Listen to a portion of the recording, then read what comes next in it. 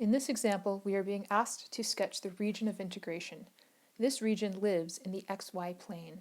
Our sketch will represent the xy values we care about for this integral.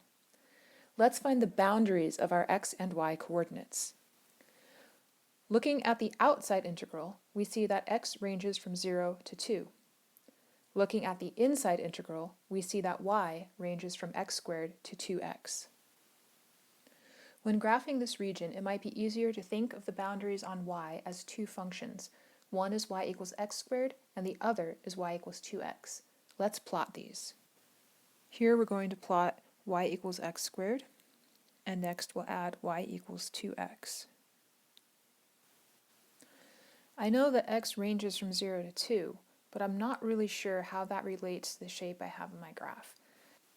Let's find the intersection points for y equals x squared and y equals 2x to know exactly where x equals 2 is on the graph. We will start by setting x squared equal to 2x, then we can subtract 2x from both sides and factor.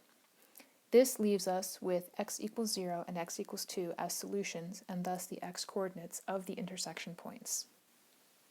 Because x squared and 2x intersect at x equals 2 and x equals 0, we can confidently shade in the region of integration. Changing the order of integration changes the way we slice up the domain. Originally, we were slicing the domain first with respect to y. One way to think about this is to fix an x value, and for that specific x, we get a slice of the volume with a base parallel to the y-axis. To calculate the area of the slice or cross-section, we integrate over y values.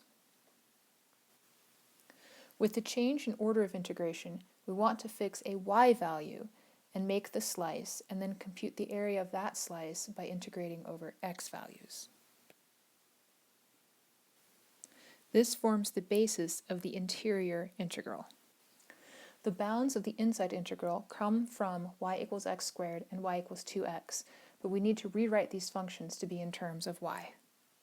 We get x ranging between 1/2 y and the square root of y, but which is the lower bound? To figure this out, look back at the picture and see what happens as we increase values for x. First we hit the green line, so x equals 1/2 y is the lower bound. Now the outside integral will be with respect to y, and the bounds will be constant. The lower bound is 0, but the upper bound is the y value of the intersection point. If x is equal to 2, y must be 4. Therefore, y ranges from 0 to 4.